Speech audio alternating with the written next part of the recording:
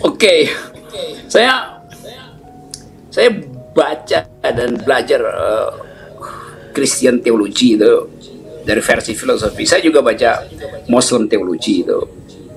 Saya lebih banyak mengetahui tentang Maryam misalnya di dalam Quran daripada di dalam Bible. Itu lebih lengkap pengetahuan, ya, bukan soal keyakinan itu. Pengetahuan, uraian terhadap Maryam dan posisi Maryam di dalam Quran dibandingkan dengan Bible.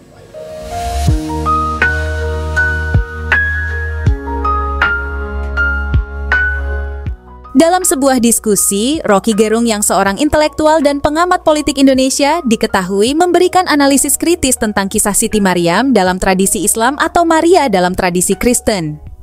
Rocky Gerung mengupas perbedaan narasi antara Islam dan Kristen tentang status Maryam. Dalam Islam, kisah Maryam diceritakan dengan sangat detail dan komprehensif dalam Al-Quran, melebihi narasi yang terdapat dalam tradisi Kristen. Maryam merupakan satu-satunya wanita yang namanya disebutkan langsung dalam Al-Quran, bahkan menjadi nama surah ke-19, Surah Maryam, yang mengisahkan perjalanan spiritualnya secara mendalam. Jadi kadangkala kita berbicara hal-hal religius itu tidak ada kaitannya dengan agama dong.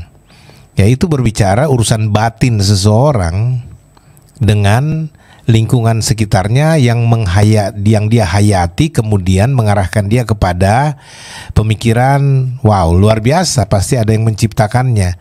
Nah, kalau misalkan nih orang berkata bahwa Yesus ini pertengkaran ini polemik teologis juga dalam kekristenan, Pak Rocky juga pasti tahu itu. Jadi bahwa ada orang berkata bahwa sebagian berkeyakinan bahwa Yesus datang bukan untuk mendirikan agama. Yesus datang bukan untuk mendirikan gereja-gereja organisasi seperti sekarang ini. Tapi Yesus datang untuk membangun jalan ke sorga. Ini makna teologisnya. Untuk mengembalikan manusia kepada semacam tatanan awal penciptaan, rancangan awal penciptaan mereka. Sehingga yang dibangun sebenarnya adalah jalan hidup, the way of life, untuk orang bisa kembali kepada Sang Penciptanya melalui Yesus.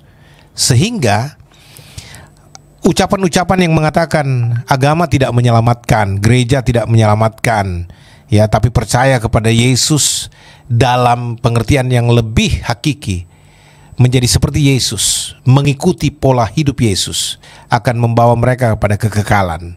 Nah, apakah ini tidak bisa dikatakan semacam Kristen agnostik yang dianggap bidat di waktu-waktu yang lalu? Sepengetahuan Pak Rocky dalam membaca literatur sejarah Kristen, bisakah disumbangsikan? Silakan, Pak. Oke, saya baca dan belajar Christian teologi itu dari versi filosofi. Saya juga baca Muslim teologi itu. Saya lebih banyak mengetahui tentang Maryam misalnya di dalam Quran daripada di dalam Bible. Itu lebih lengkap pengetahuan, ya, bukan soal keyakinan itu. Pengetahuan, uraian terhadap Maryam dan posisi Maryam di dalam Quran dibandingkan dengan Bible, kitab Maryam itu. Saya bandingkan misalnya dengan versi di dalam kitab-kitab suci yang lain tuh, bahwa keibuan itu dipelihara bukan karena relasi genealogi, yuntobiologi, tetapi karena ada penghayatan terhadap rahim, dan itu sifatnya arkeologis, antropologis itu. Jadi istilah rahim sebetulnya itu yang paling rohani dalam semua agama gitu. Manifestasinya adalah ibu tuh. Nah, kekristenan mengandalkan itu, bahwa lahir dari rahim yang suci. Nah, versi ini yang saya anggap sebagai bagian sosiologi dari kehidupan kita sebagai manusia, karena kita share pengalaman memiliki ibu. Semua kita share pengalaman memiliki ibu. Tidak semua kita share pengalaman memiliki istri, tapi memiliki ibu adalah ada adalah antropologi yang ada di dalam Quran, ada di dalam Bible, ada di dalam semua kitab suci itu. Jadi keibuan itu, femininity, itu justru yang diucapkan sebagai sebut aja kerohanian manusia tuh. Nah karena itu kaum perempuan selalu punya bayangan buat Tuhan itu versinya adalah feminin itu, goddess bukan God gitu. Nah bagian ini yang ada juga di dalam filosofi, yaitu kalau kita baca misalnya sejarah dari mitologi Yunani, selalu bagian perempuan itu direndahkan dalam peradaban itu. Nah kita mau rekonstruksi sejarah di dalam upaya untuk melihat peluang bagaimana agar supaya kerohanian manusia itu tidak sekedar diandalkan pada ayat-ayat keagamaan, tapi juga pada pengalaman real menjadi manusia. Kan itu istilah-istilah yang dimaksudkan supaya kalau kita sebut universal religion harusnya juga masuk dalam pengertian itu. Saya menganggap bahwa surga adalah rahim ibu itu, karena di situ diajarkan tentang justice, keadilan. Keadilan itu tidak diajarkan oleh Pak Pendeta, tapi oleh ibu yang pagi hari harus membagi isi dompetnya antara makan suami dan anak-anak, tabungan buat anak atau permen buat anak. Di situ ada keadilan yang tidak mungkin dipahami oleh seorang pendeta pria. Dia nggak pernah tahu bagaimana cara membagi uang yang tinggal sedikit di dompetnya itu.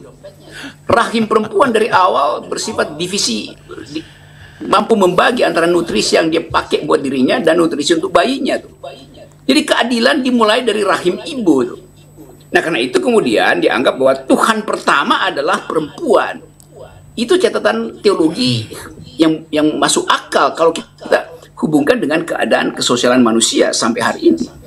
Jadi bagian itu yang seharusnya juga diperlihatkan pada masyarakat, terutama khususnya tentu pada umat, supaya khotbah itu, pelajaran agama itu tidak semata-mata, saya pakai kata tidak semata-mata semacam derivasi dari doktrin, tetapi tumbuh dari bawah itu, bukan top down, tapi dari bawah ke atas. Itu pengalaman manusia mengajarkan kesosialan, pengalaman manusia membutuhkan kerohanian itu.